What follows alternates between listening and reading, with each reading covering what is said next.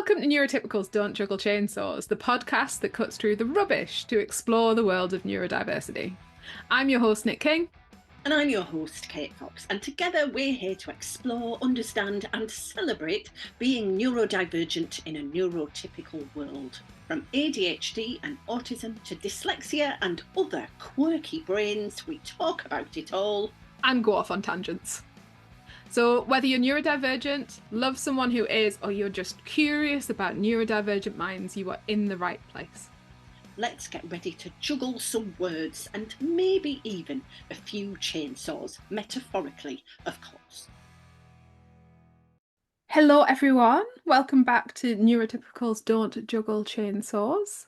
And today we are going to be talking about magic pebbles. But before we do, myself and Kate Fox, because you might notice a different background if you can see a clip online. Kate has moved down south. I have. Down south. But you Yeah. don't need to panic about never seeing me in a room again, because we will be in a room together, live, in Gosforth, on the 21st of May, on the evening, and the tickets are available now. And we will be live doing two sort of pod type pieces. I think we vaguely decided on one of them. I'm not sure if we're ready to commit to it yet, but maybe we should just do it. Remind me, I remember us having a WhatsApp conversation about this, but I cannot remember the content of the conversation. This is fairly normal. Whatever we said, it was good, it was wise, and it was the right thing. Go on, give us a sneak preview / reminder. Your location change, because you now have a recycling bin for food. Oh God, yes. And I suggested that recycling, if it was really upsetting you that much, was not compulsory. And you were like, well, that's a radical thought. And I was like, you can just not. Yes. Yeah, we will get into that. How perhaps after, I don't know, Saturday when I've done one of my gigs as part of the Climate Change Poets Collective. I don't, maybe after that, maybe I'll do the resulting poem on stage with the Climate Change Poets. Oh, hang on, maybe not. Do you see the life dilemma? So yes, that I think that would be a good topic to dig into. Plus, I will have worked out my I'm in the kitchen and over there is a little brown caddy with food waste all mixed together. Although actually, because I don't put wet things in it anymore because it's repulsive. In fact, it's just, to be honest, bits of old dry bread at the moment. So actually it's not that repulsive, but it's more the thought of it.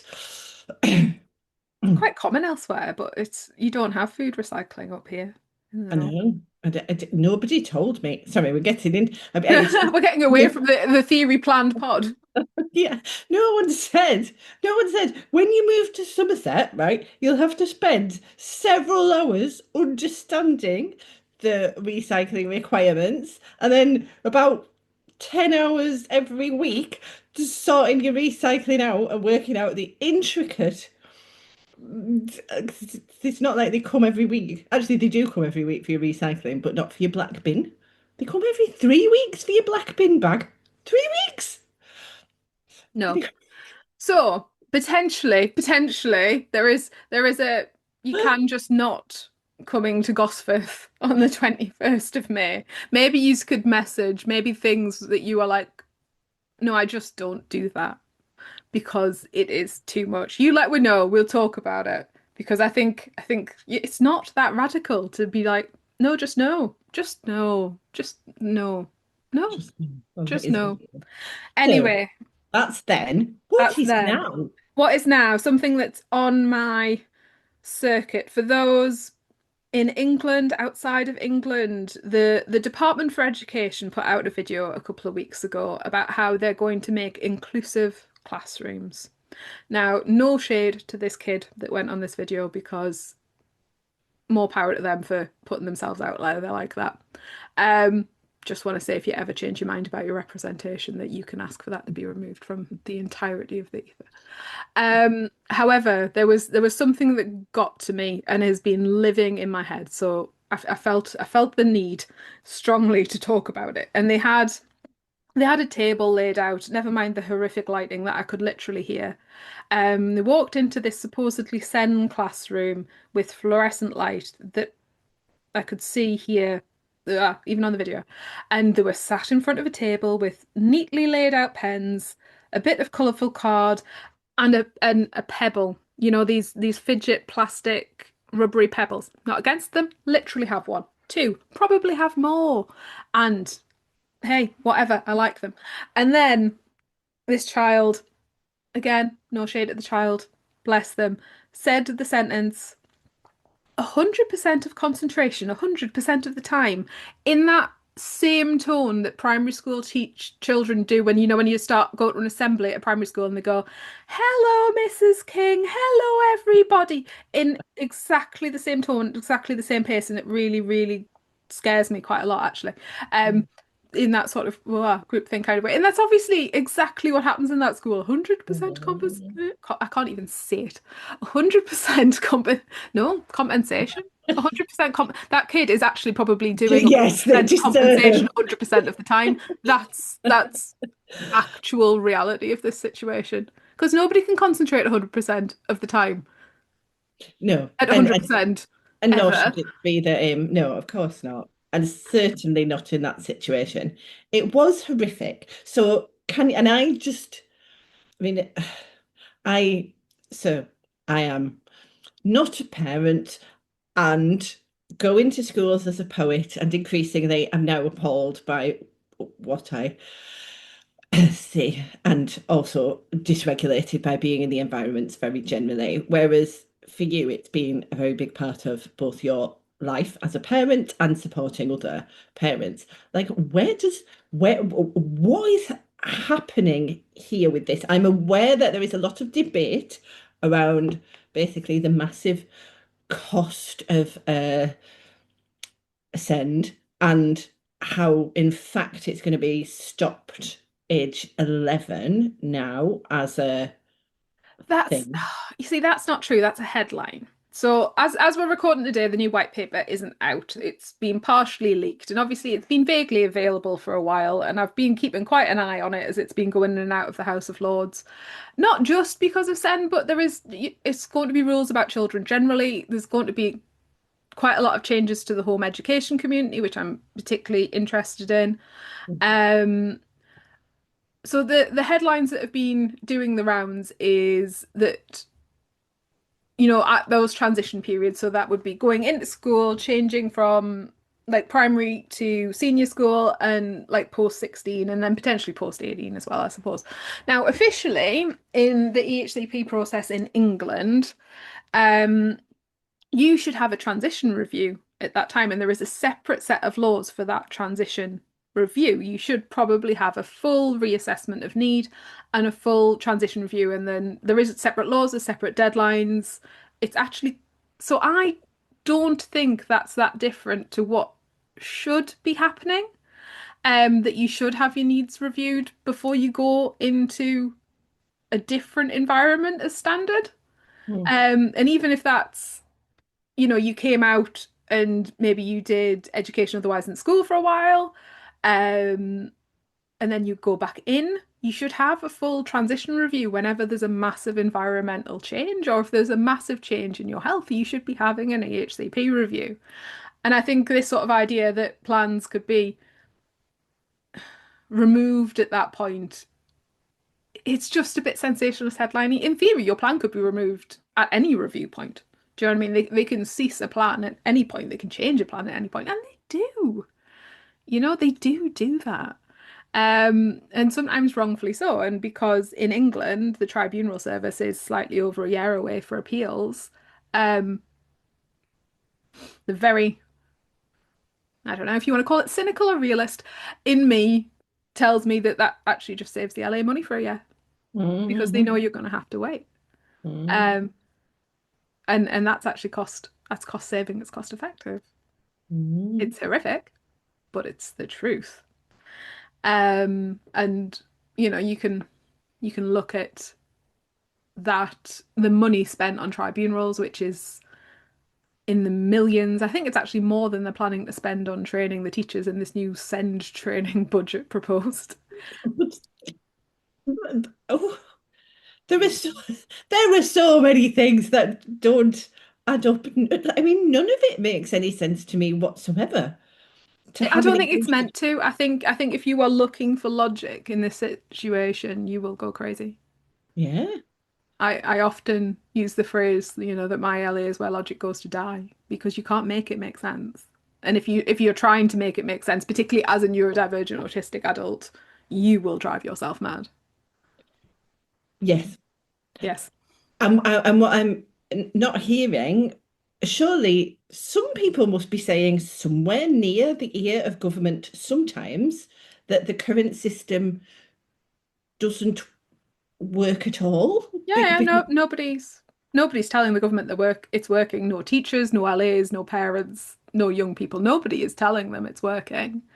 But I think, do you remember, various of the disability laws where they've sought to reduce numbers of PIP by yes, just making it absolutely. nastier, harder, Yeah, and, you know, more difficult to do the system. I think that's what we're gonna get. The 4-tier thing is actually kind of fairly familiar. I know there's been a few dames or whoever, people who are on very, very high consultancy rates, been knocking around some LAs in the Northeast who have put in tiered systems. So the idea is if you don't hit band 4, you wouldn't apply for an EHCP as a school. Obviously, as a parent, at the minute you can apply for an EHCP at any point, whenever you feel that it's right to do so, and the actual threshold for applying for assessment is incredibly low. In that, they might have SEND or they might have a disability. But actually, we already have a tiered system that I think goes from 1 to 6, and it is at the tier 4 point where schools are encouraged to ask for more funding and not before that. So I think that this sort of 4-tier system seems, I know who's putting that about. Like I know the group of people who are off doing consultancy at very significant rates, I would like to add. Um, and putting that into places already. It's been done in 3 local authorities in the Northeast that I know of, including the one I live in. Um, so I feel that feels very familiar. Like when that was announced, I was like, oh. However, what we don't do in my LA, is we don't band the EHCP. So some local authorities will have like a list of funding blocks. So, tier 1 is the school gets another 2 grand, tier 3, and some of them are even the highest amount set quite low at only 10 grand, which is nothing. I'll have to confess something is happening in my brain, and I'm just hearing the word tier and band and lots of acronyms. I'm not drifting off, but I'm like, yeah, that anyway. Oof, a lot. Yeah, yeah. If Sure. if you're if you are a currently child-free autistic person that plans to be a parent, I just recommend that you go get a law degree before you do it. Well, Like, what I was just thinking actually was, right, so I've always known I didn't want children. If I was thinking, so as a realistic neurodivergent person, not one who has unfortunately only heard the medical stuff and is not tuned in, I would be perfectly aware that any offspring I produced, would be neurodivergent. I was gonna say hopefully be, but I was like, well, there's no chance they wouldn't be, is there? Surely, it's because very unlikely. it's very unlikely. It's not like I would have mated with a neurotypical person. That's also very unlikely. So we've got. I kind of know this is coming. I would know this is coming, and I would be going, oof, flipping it. That system is not okay. I wonder how it's going to be in 4 years, 8 years, 12 years. I mean, that is a position that obviously that's not being addressed as a life position. Nobody, I don't think, particularly speaking or writing about that as a life position, but I'm suddenly quite interested in it. But the more common life position would be I'm in my life. Oh, shock! I have created neurodivergent humans. Who knew? I just don't understand how that's happened. Because it must be some sort of anomaly and not connected in any way to my genes or that of my family or our ancestral line down literally millions of years. before the dinosaurs or whatever. Sorry, not before the dinosaurs. Anyway, right. And so it's a terrible shock you end up in this awful Kafkaesque nightmare of terribleness. Um, and it feels like everyone involved in this should have counselling, and I know none of that's going to happen. But and we've talked before about forest schools and homeschooling as alternatives, and as you say, possibly getting a law degree as an alternative. Want to help keep our podcast going strong, a bit like my coffee, you can leave a tip via our PayPal link on our website. Neurotypicals don't juggle chainsaws, and your support keeps everything running smoothly, again like my coffee, and we couldn't do it without you. So one of my concerns about the white paper is that it is going to control elective home education more. And realistically, the only real thing that you can have in terms of control as a neurodivergent parent trying to navigate the SEM system is your ability to opt out. Your Yes. ability to put it all down, say, Yeah. no, I am going to take full responsibility for my child's education, and you lot can, thanks, bye, I'm off. Yeah. And I think that from parents that I know and speak, that's actually been life-saving. It's been life-saving for them. It's been life-saving for their children. Because that system is horrific and it's designed to be horrific. My concern for the inability to just opt out of it being narrowed and being controlled does really, really concern me. Because there is a lot of narratives that children need to be in school and they need to be seen for safeguarding purposes. And for one, I don't agree with that anyway. But there's going to be more control over who can electively home educate. So currently, right now, if your child in England is in a mainstream school, you can just say, thanks, I'm off. Yeah. If your child's in a specialist school, you do have to ask permission from the LA, but it is very, very rare they say no because it tends to save them a bunch of money. The only time I've seen that said no is when there's been a very significant and active safeguarding case in place, which is fair. However, in the white paper, there's going to be a register. Now, the majority of home educators are registered with the LA, but some aren't. There's going to be more guidance over what you have to produce in terms of, No. yeah. Oh, sorry. There's Oh, going to be guidance for like, so you know how you talk about forest schools? Forest schools tend to be very set up. They tend to be, insured. They tend to be a business. But in the home ed community, there is lots of pockets of people who just kind of get together and share skills, right? Share knowledge, share skills, host groups, and it's a little bit more informal. Parents tend to stay, you know, it's very sort of peer led. However, that's going to be a lot more controls. You're going to ask to essentially be insured. You're going to have to be like a business. You're going to have to report to the local authority, almost like you're a school. And that concerns me a lot. And there's also going to be more sort of scrutiny over, the product of your child. And like sort of things that they're changing and what they're learning and things like that. Even though a child could literally leave school with no GCSEs and very little education, and that would just be fine.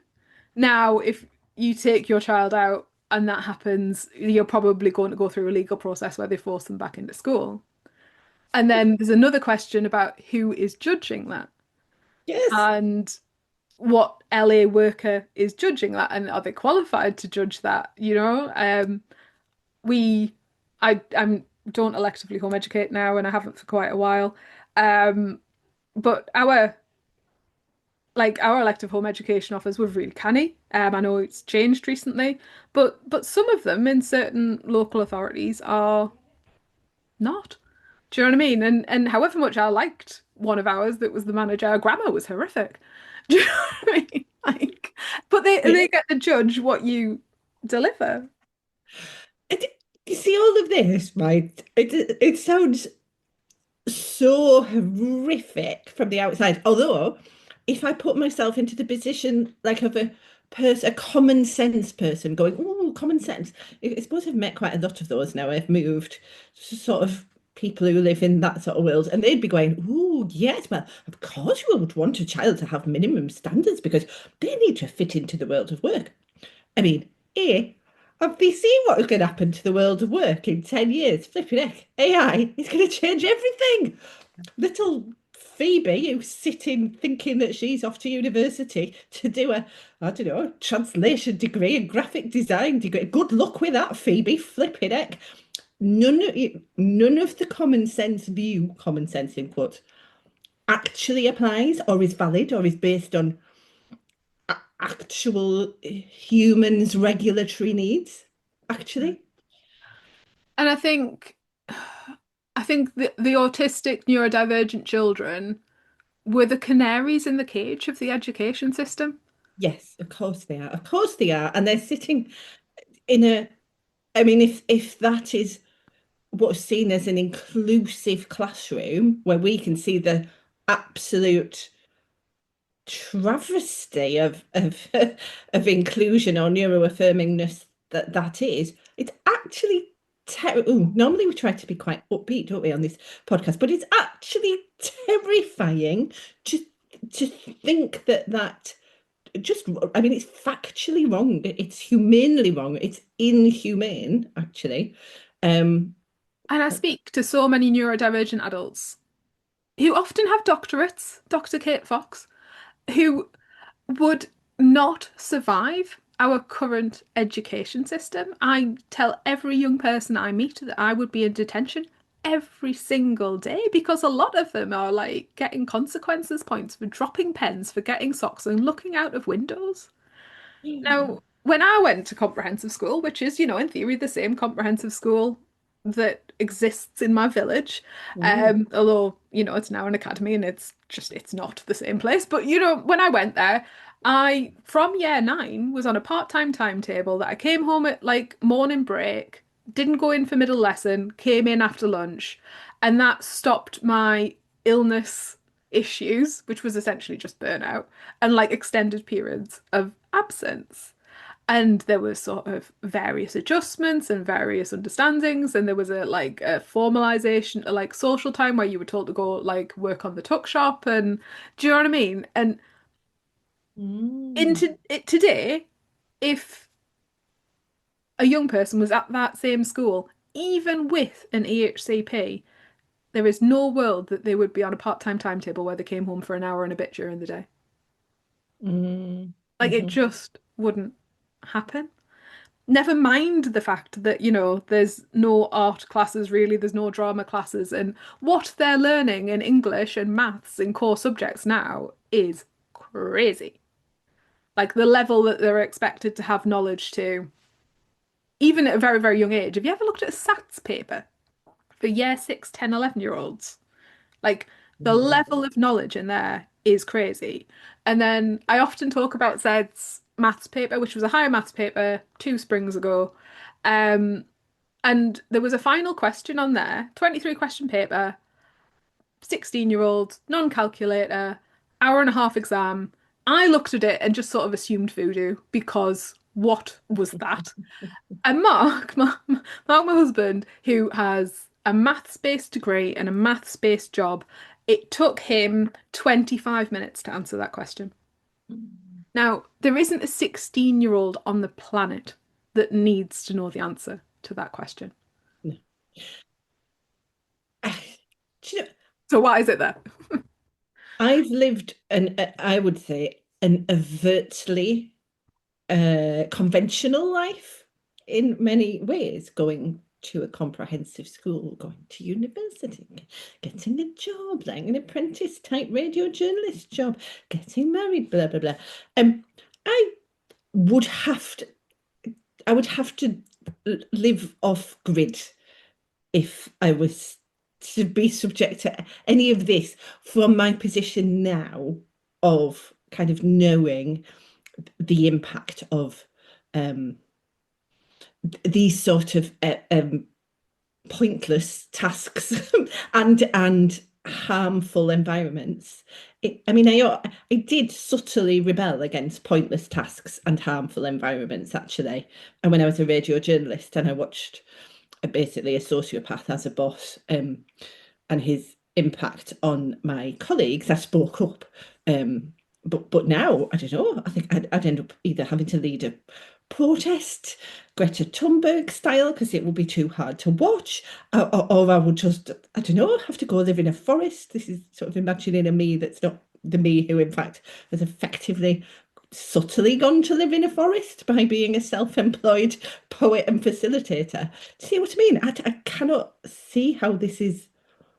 No. And rather than deal with the fact that, we have a Victorian-esque education system that is asking very young people to have such a high level of knowledge and a curriculum that is so packed trying to get them to that level of knowledge that it's almost unattainable. And obviously, you're forgetting the fact that 33% of them will fail no matter how good they are, because obviously every year GCSEs are graded again and the bands are redone and they are written, so 33% of children fail them, even though officially they have to pass them to have any kind of next step of education or even employment now. If you don't have your grades at GCSE, it's even most basic jobs are a bit funny about that. So there's so many of those kids, and they're neurodivergent or not, knowing that they are in there in that really quite hostile environment that is uncomfortable for them, knowing they're going to fail and being told so, and we're wondering why they're not okay. So the tactics would have to be learn the rules of the game, learn how to play them to the minimum extent without being damaging yourself, damaging others, and find your own path as quickly as you possibly can, and know, like deeply know, whether that path is going to require you to have a lot of structure or whether you're the sort of person who is going to be okay with quite a lot of freedom. Like these are the new knowledges, and also communities, as in the homeschooling community, even though that in itself is being now going to be increasingly surveilled, communities of neurodivergent connectedness, support, and hope are going to be even more vital, crucial, Yeah. actually, in the face of this. Absolutely. And I think, obviously it's one of the reasons that Neurobears exists, because all of this is outside our sphere of control. Yes, yes, All of it. But actually, the only thing that nobody can take away from you is knowledge. And I yes, don't mean learning levels of voodoo maths. I no, mean understanding your mind and your body and as much of your identity as you possibly can throughout various, times and processes in your life. Because what else can we do? absolutely. That is the crucial curriculum. And so there's something about, so the other part of that crucial curriculum in the face of this is to conserve energy as far as possible in hostile systems. It's almost like a sense of a guerrilla warfare. How do you conserve that energy so you can be part of the support network, so you can gain that knowledge, so you can learn yourself if you have no choice other than to be in those hostile environments? I mean, would, I, it feels like it's that level of um need, almost, and gosh, how melodramatic does this sound, and yet also how true, to see it as your kind of resistant force in a war. Yeah.